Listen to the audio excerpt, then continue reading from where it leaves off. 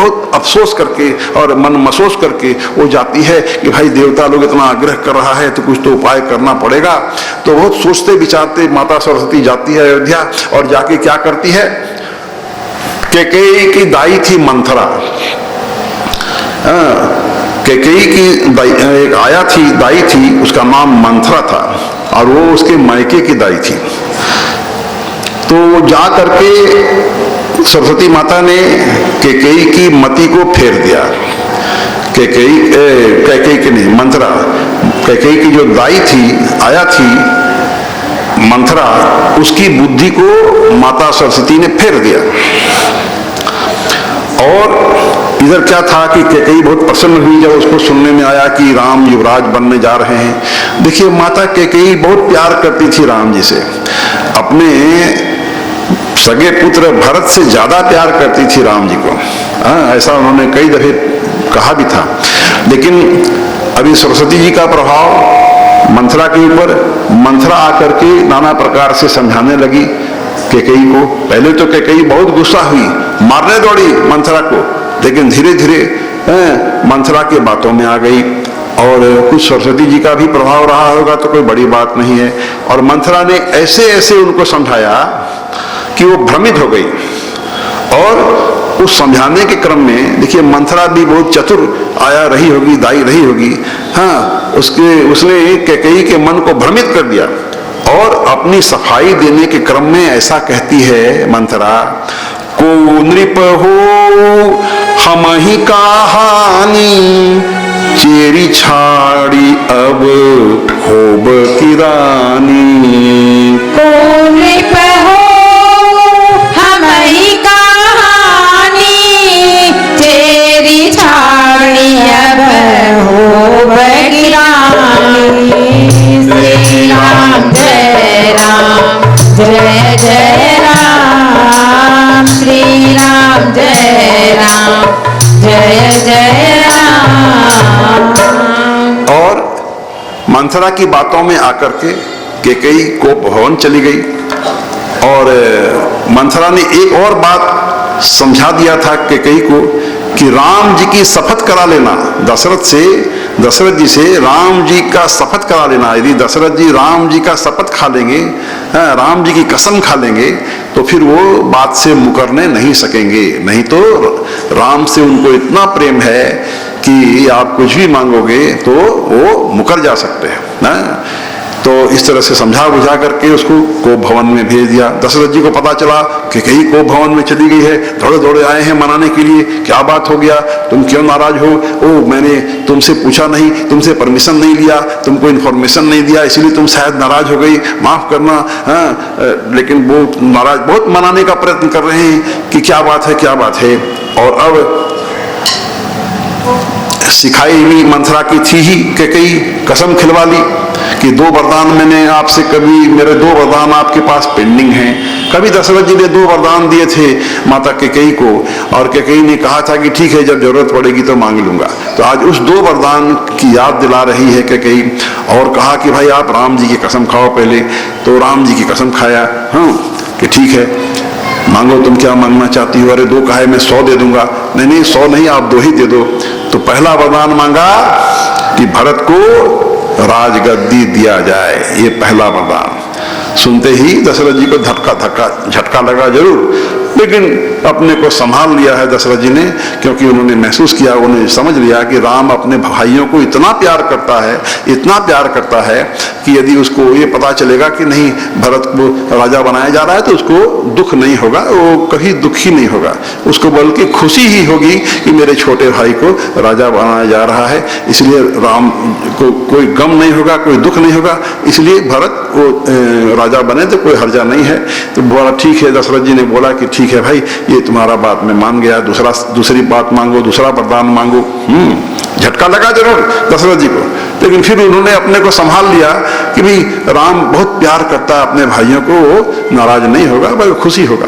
और दूसरा वरदान मांग लिया कि 14 बरस का वनवास हो जाए राम जी को।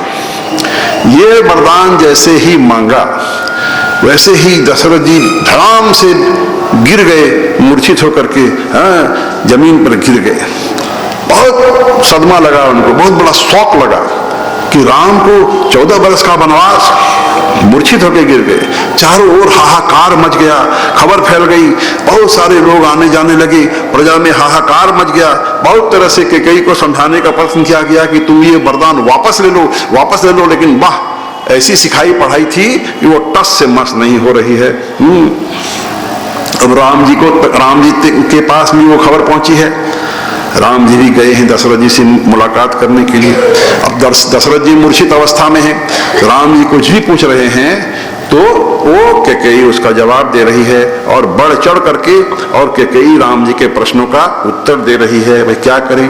तो अब राम जी बन जाने की तैयारी करने लगे, और राम जी सर्वप्रथम अपनी माता कौशल्या जी के पास गए हैं। लंबा संवाद हुआ है। और देखिए, बहुत महत्वपूर्ण बात यहाँ कौशल्या जी बोलती हैं कि देखो, पिता से बड़ा माता का स्थान होता है, पिता से बड़ा माता का स्थान होता है। इसलिए यदि सिर्फ पिता ने तुमको यदि कहा बन जाने के लिए, तो मेरा पावर ज्यादा है, मैं मां हूं, मैं तुमको मना करती हूं कि तुम मत जाओ।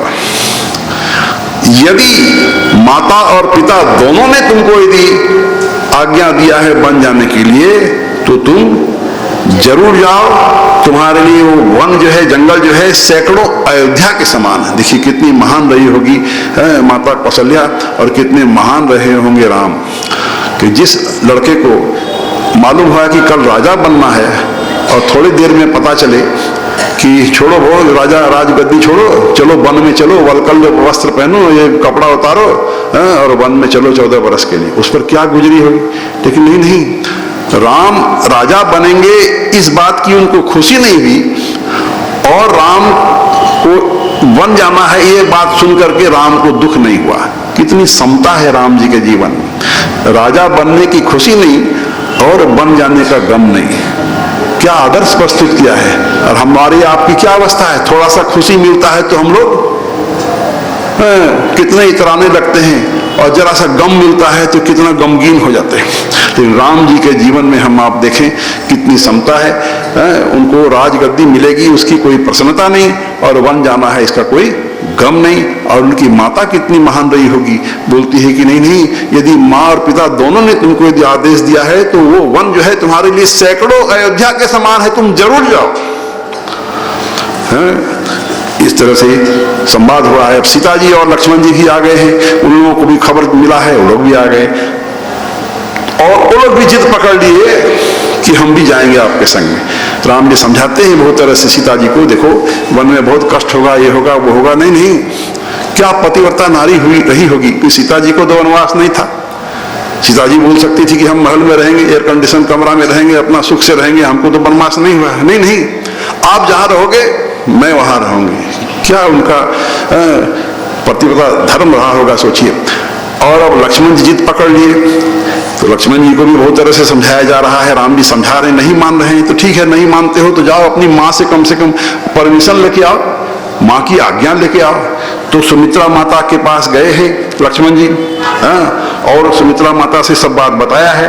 सुमित्रा माता को भी एक बार तो धक्का लगा ये बात सुन करके, और फिर कहा कि ठीक है कोई बात नहीं, तुम राम जी के संग जा रहे हो, जरूर जाओ। और कितनी महान बात माता सुमित्रा देखिए यहाँ बोलने जा रही है। पुत्रवती जुबती जग सोई, रघुपति भगत जासु सूत होई।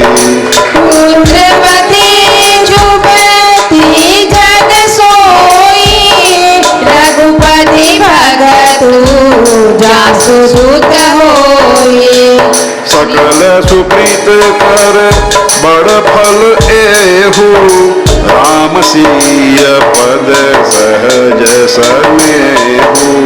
सकल सुप्रीत कर बड़ फल एहु, राम सीय पद सहज सनेहु।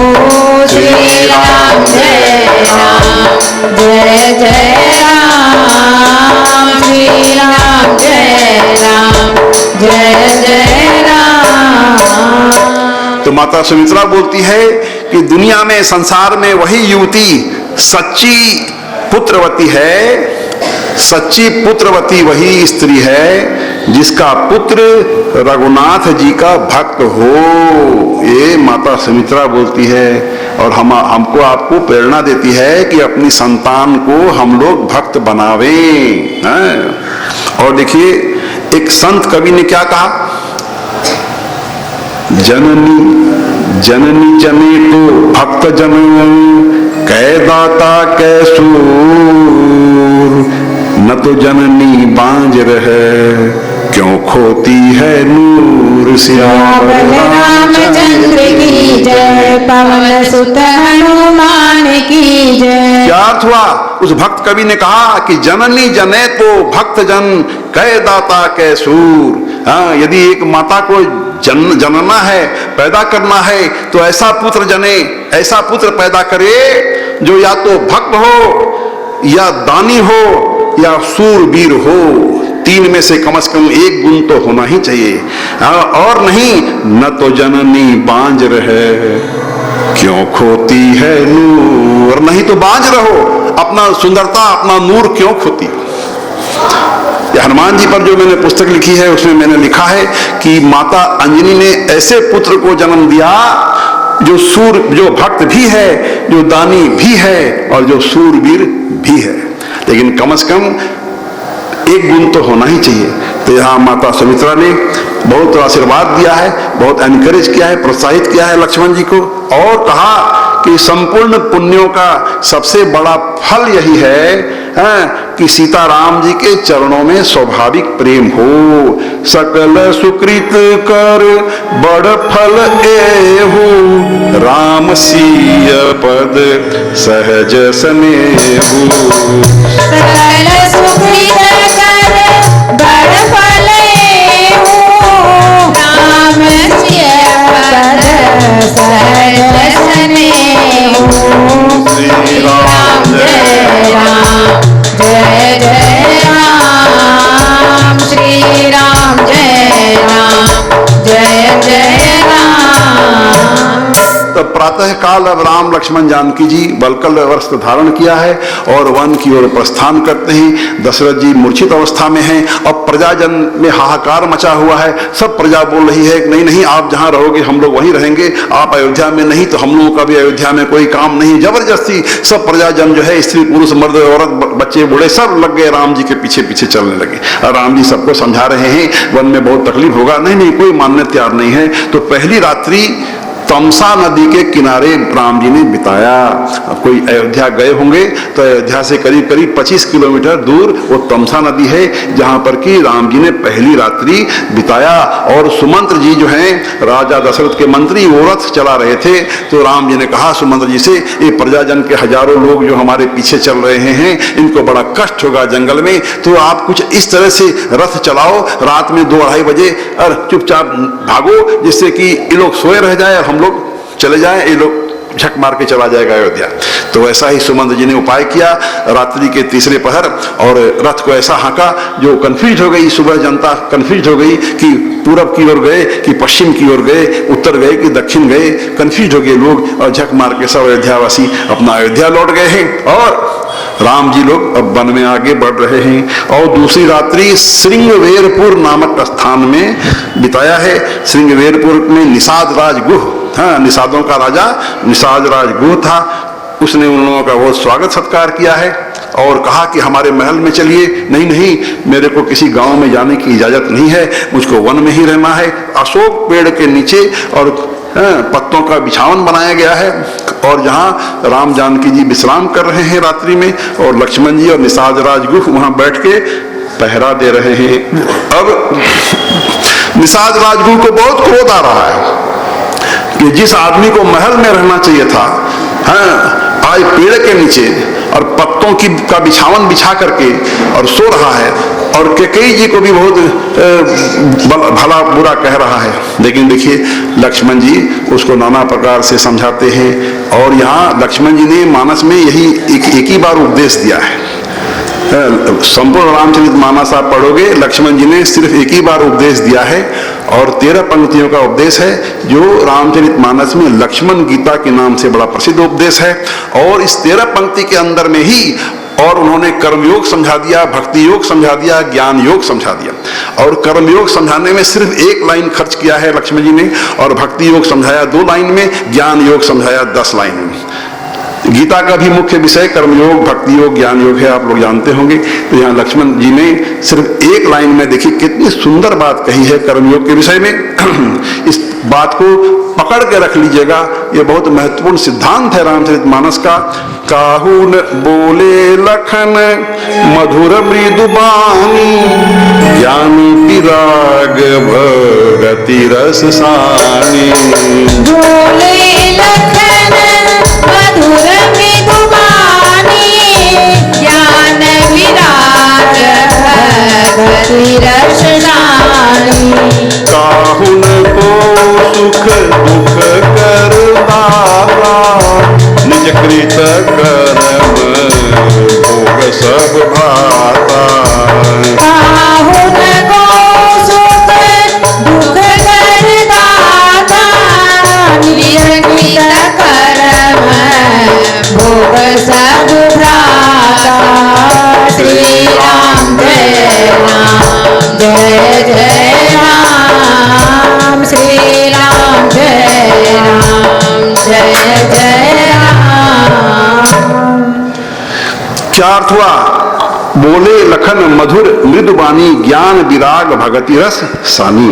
हाँ, लक्ष्मण जी ने बहुत मीठी वाणी कहा है, और जो कहा है उसके अंदर में ज्ञान योग की भी बातें हैं, वैराग्य की भी बातें हैं, और भक्ति योग की भी बातें हैं। और सबसे पहली बात कह रहे हैं लक्ष्मण जी कि काहू न को सुख दुख कर दाता, न कोई किसी को सुख देता है और न कोई किसी को दुख देता है।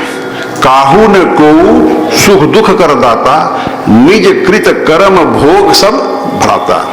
सब हम आप अपने अपने कर्मों के फल के रूप में या तो सुख पा रहे हैं या दुख पा रहे हैं। भगवान ने सब कुछ अपने हाथ में रखा है।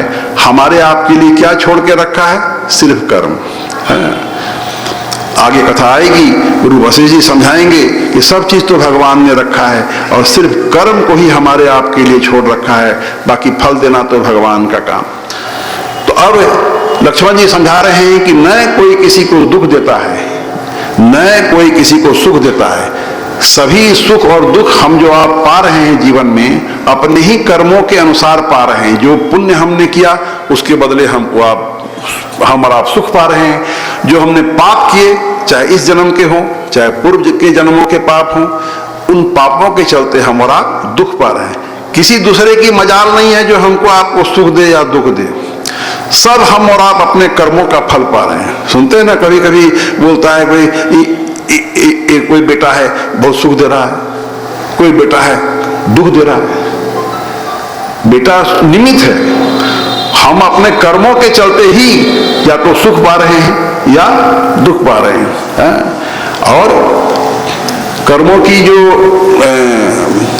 का जो खेल है, ये कर्मों की दुनिया बड़ी विचित्र है। भगवान ने कर्म प्रधान बना रखा है। ये हमारे सभी महान संतों ने और महान ग्रंथों ने बार बार इस सिद्धांत को समझाया है कि भाई कर्म प्रधान भगवान ने विश्व को बना रखा है। देखिए मानस की एक और प्रसिद्ध पंक्ति है, कर्म प्रधान विश्व करि राखा, जो जस कर सो तस फल चाखा। कर्म प्रधान विश्व करि राखा, जो जस करहि सो तस फल चाखा। राम जय राम जय जय राम, श्री राम जय राम जय जय राम। देवताओं के गुरु बृहस्पति जी ने इंद्र देवता को समझाया है कि जैसे कर्म प्रधान विश्व करि राखा, जो जस करे सो तस फल चाखा। भगवान ने विश्व को कर्म प्रधान बना के रखा है और जो जैसा कर्म करेगा वैसा उसको फल भोगना ही पड़ेगा एक दिन। यदि हम अपने माता पिता से खराब व्यवहार करेंगे तो याद रखिए एक दिन हमारा बेटा बहू भी हमसे खराब व्यवहार करेगा। ये एकदम दृढ़ सिद्धांत है। और गीता में भी ये बात कहा है, जैसे कर्म करेगा वैसा फल देगा भगवान। ये है गीता का ज्ञान, ये है गीता का ज्ञान। ये है गीता का ज्ञान, ये है गीता का ज्ञान। जैसे कर्म करेगा वैसा फल देगा भगवान। ये है गीता का ज्ञान, ये है गीता का ज्ञान। ये है गीता का ज्ञान, ये है गीता का ज्ञान।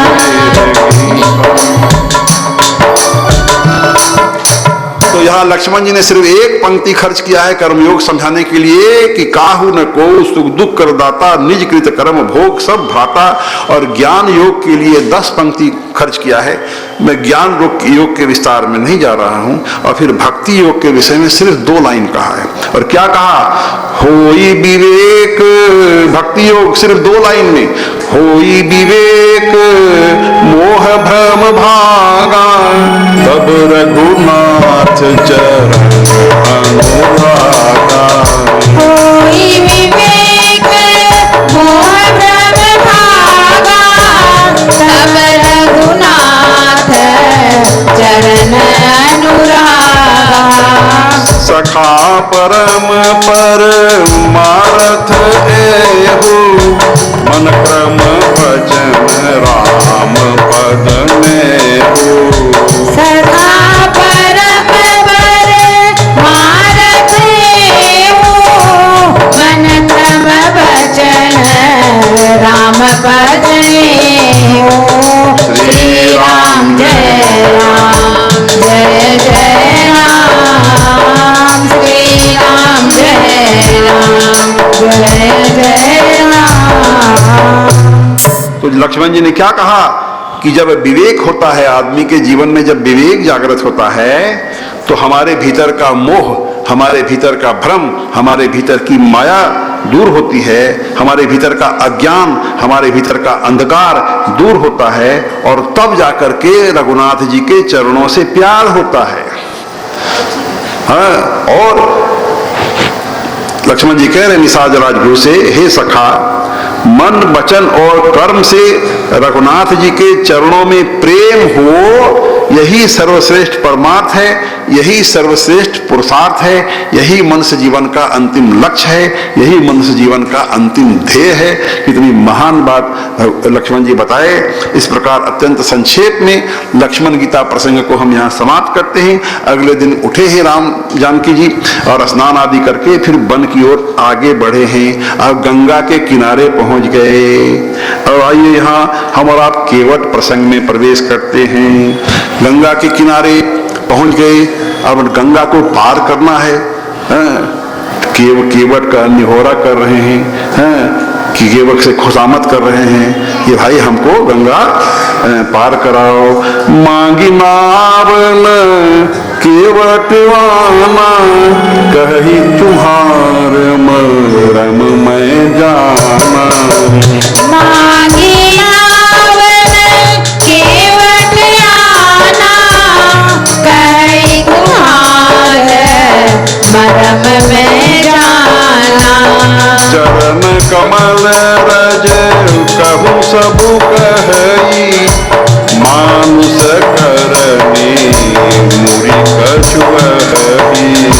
चरण कमल रज कहूँ सबु कही, मानुष करनी मुरी कछुअही।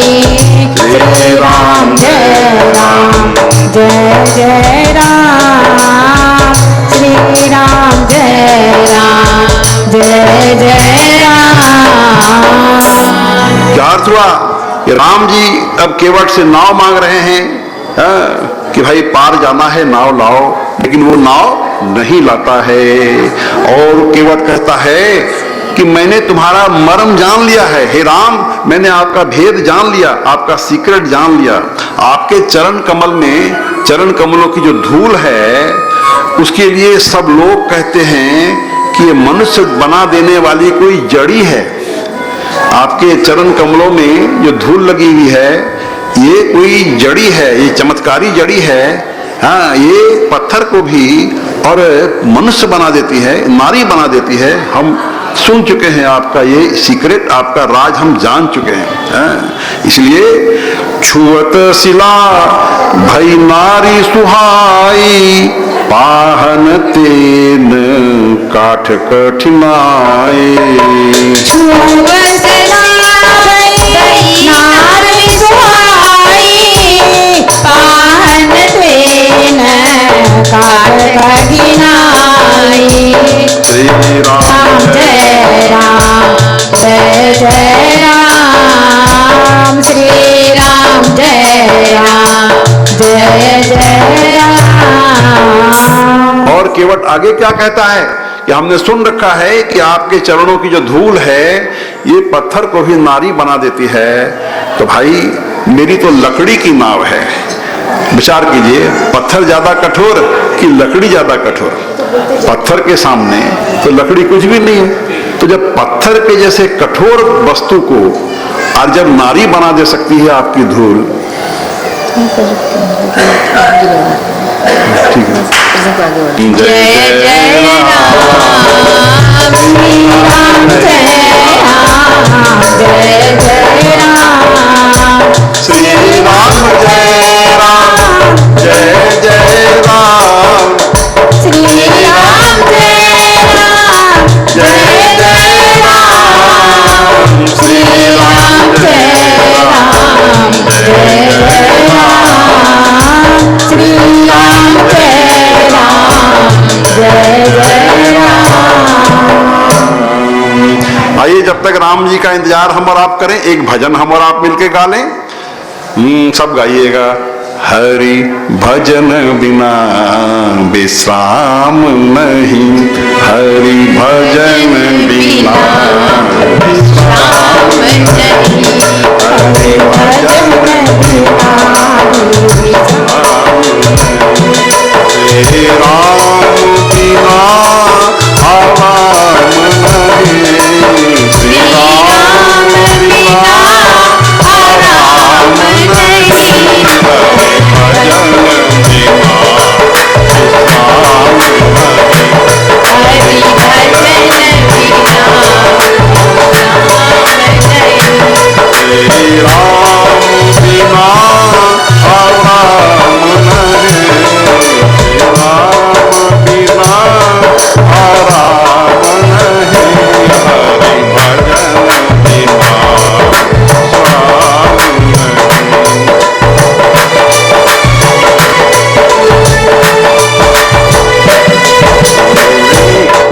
गोविंद हरे गोपाल हरे, गोविंद हरे गोपाल हरे, जय प्रभु देव राय हरे, जय जय प्रभु देव राय हरे, श्रीमन नारायण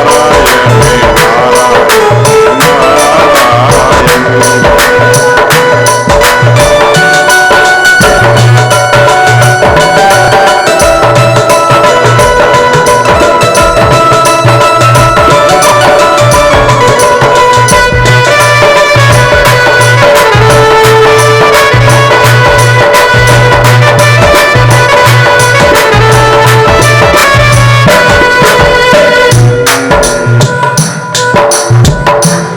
एक केवटिया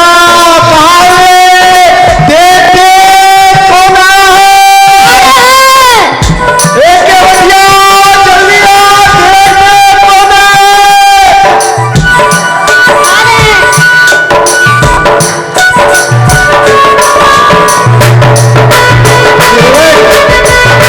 केवट मुझे गंगा पार करा दो, केवट मुझे गंगा पार जाना है। नहीं प्रभु, मैं तो आपको नहीं पार करा सकता प्रभु, क्योंकि आप तो जिस चीज को छूते हो वो नारी हो जाती है, और मेरे पास तो एक नारी पहले से घर में है और दूसरी मेरी नाव, अगर आप इसमें पैर रखोगे तो ये भी नारी हो जाएगी। मैं दोनों नारी कैसे संभालूंगा प्रभु? पहले आपके मैं चरण पखारूंगा और उसे मैं खुद पान करूंगा और अपने परिवार को पान कराकर तभी मैं आपको अपने नाव में चढ़ाऊंगा।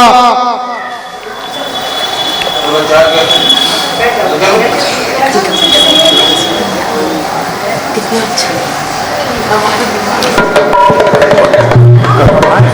प्रभु अपने घर में रख के आता हूँ, मैं अपनी पत्नी को भी पिला के आता हूँ प्रभु।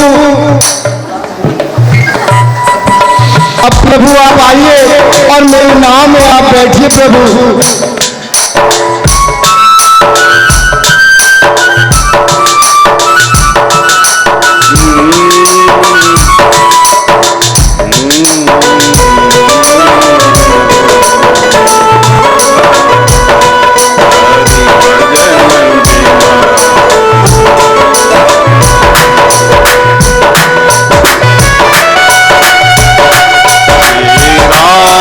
बिना आराम नहीं, श्री राम बिना आराम नहीं, हरि भजन बिना विश्राम नहीं, हरि भजन बिना विश्राम नहीं। नारायण नारायण नारायण, श्रीमन नारायण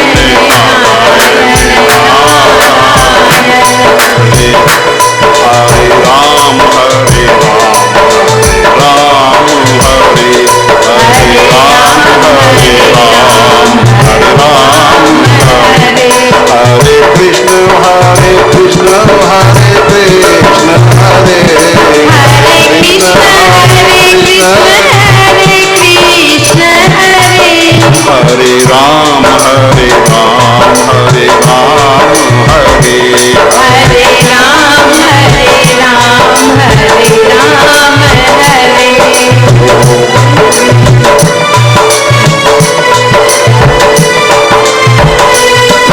गोविंद हरे गोपाल हरे गोविंद हरे गोपाल हरे गोविंद हरे गोपाल हरे गोविंद हरे गोपाल हरे। जय जय प्रभु देव दयाल हरे जय प्रभु देव हरि भजन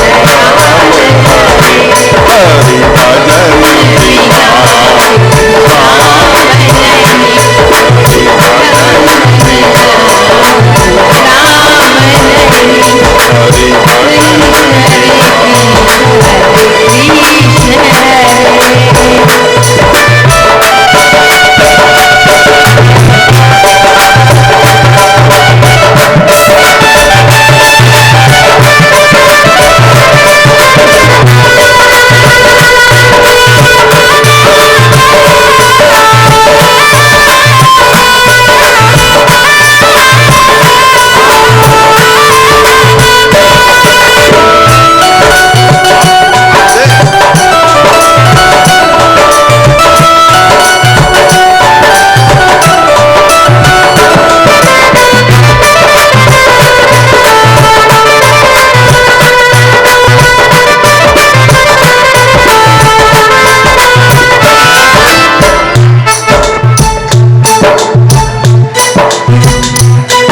मेरे पास है नाम।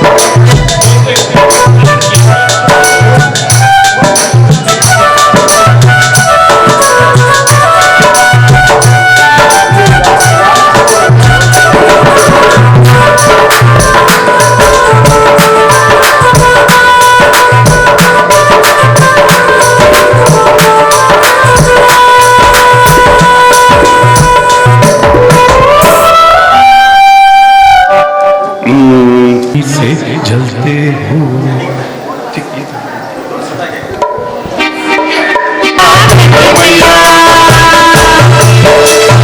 मैया में सवार है जगत के खेवैया, गंगे मैया नैया में सवार है जगत के खिवैया, गंगे मैया राम जी को लेके चली केवट की नैया, गंगे मैया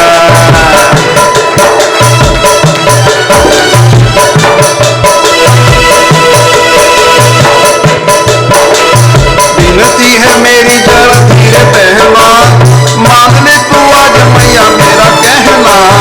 विनती है मेरी जरा धीरे बहना, मान ले तू आज विनती है मेरी जरा धीरे बहना, मान ले तू आज मैया मेरा कहना। विनती है मेरी जरा धीरे बहना, मान ले तू आज मैया मेरा कहना। छाई है घटाएं चले ठंड पूरवैया गंगे मैया, छाई है घटाएं चले ठंड पूरवैया गंगे मैया। राम जी को लेके चली केवट की नैया गंगे मैया।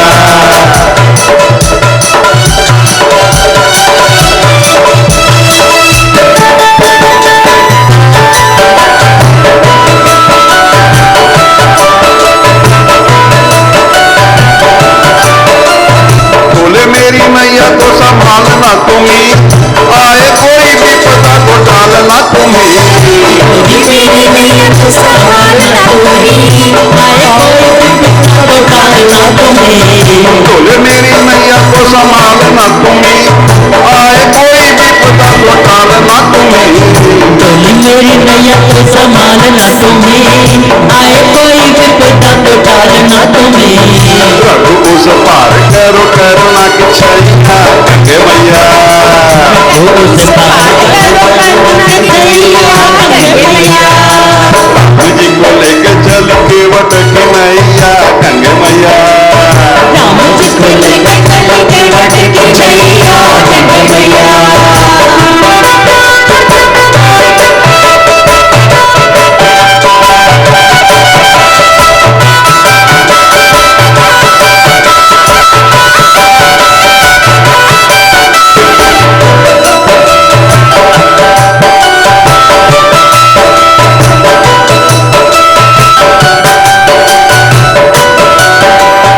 मिल गया मुझे मेरी भक्ति का फल, प्रभु ने पिलाया श्री चरणों का जल।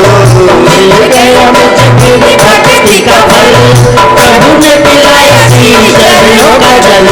मिल गया मुझे मेरी भक्ति का फल, प्रभु ने पिलाया श्री चरणों का जल। मिल गया मुझे मेरी भक्ति का फल, प्रभु ने पिलाया श्री चरणों का जल। मुझ पे दयालु हुए लखन के भैया गंगे मैया, मुझ पे दयालु हुए लगन के भैया गंगे मैया। राम जी को लेके चली केवट की नैया गंगे मैया। राम जी को लेकर चल केवट की नैया गंगे मैया।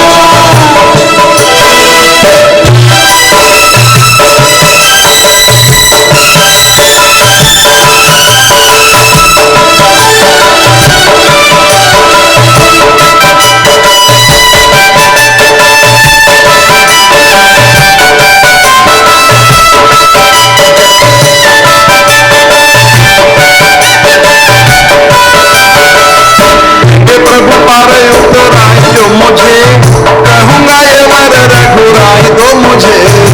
ये प्रभु पार उतराए जो मुझे, कहूँगा ये वर रघुराई दो मुझे। देंगे प्रभु पार उतराई जो मुझे, कहूँगा ये वर रघुराई दो मुझे। ये प्रभु पार उतराए जो मुझे, कहूँगा ये वर रघुराई दो मुझे। बाबा से करेंगे पार थाम लेंगे भैया गंगे मैया, बाबा से करेंगे पार थाम लेंगे भैया गंगे मैया। राम जी को लेके चल केवट की नैया गंगे मैया। राम जी को लेके चल केवट की नैया गंगे मैया। नैया में सवार है जगत देखी भैया गंगे मैया, नैया में सवार है जगत की भैया गंगे मैया। राम जी को लेके चल केवट की नैया गंगे मैया। राम जी को लेके चल केवट की नैया गंगे मैया।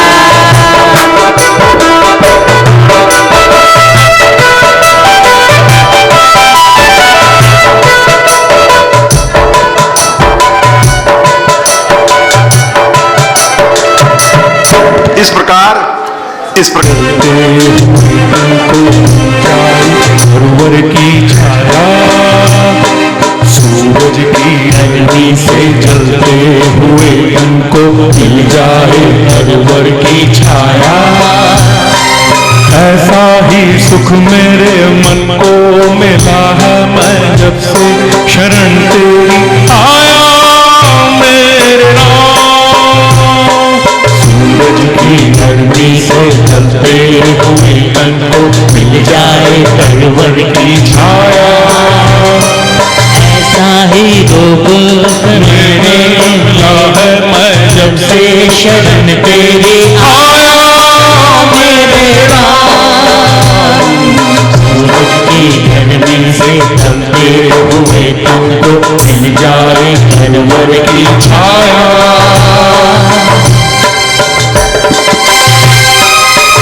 सभी को गाइए, सब चाहते हैं गाने को सुनो मैं।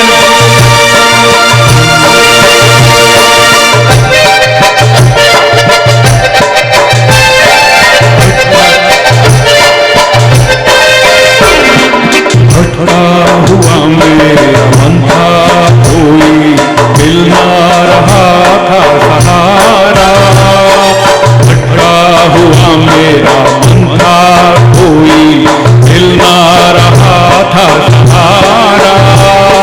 लहरों से लड़ती हुई नाव को जैसे, लहरों से लड़ती हुई नाव को जैसे मिल ना रहा हो किनारा, मिल ना रहा हो किनारा। उस लड़खड़ाती हुई नाव को जो किसी ने किनारा दिखाया, ऐसा ही सुख मेरे मन को मिला है, जब से शरण तेरी आया मेरे राम।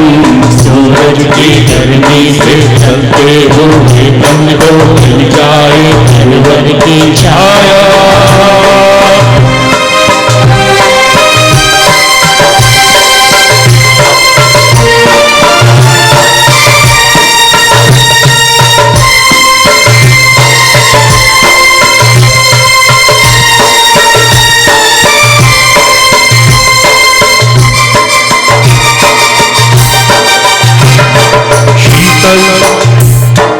शीतल बने भाव चंदन की जैसे, राघव कृपा हो जो तेरी।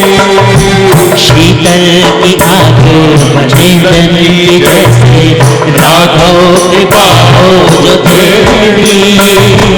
उजियारी पूनम की हो जाए रात्रि, उजियारी पूनम की हो जाए रात्रि।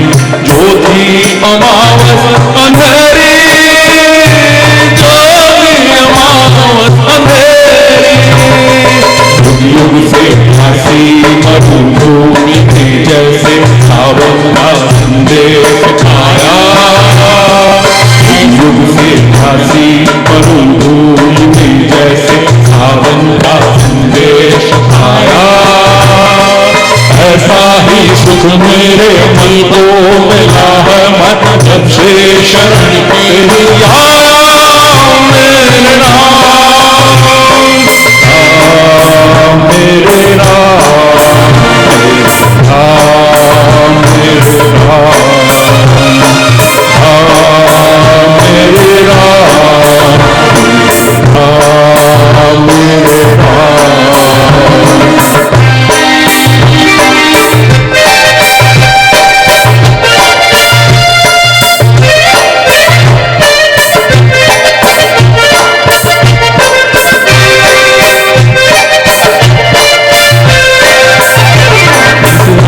की मंजिल मेरा मिलन हो, उस पर कदम बढ़ाओ। राह की मंजिल मेरा मिलन हो, उस पर कदम बढ़ाओ।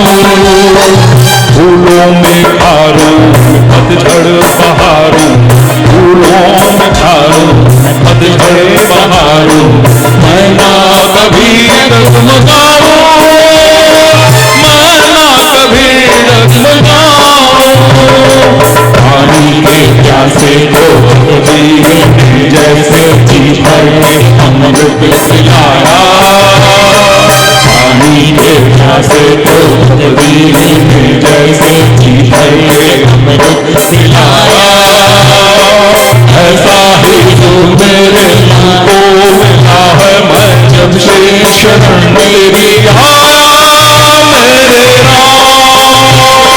सूरज की गर्मी से चलते हुए तन को खिल जाए परवर की छाया, ऐसा ही सुख मेरे मन को मिला है मैं जब से शरण तेरी आया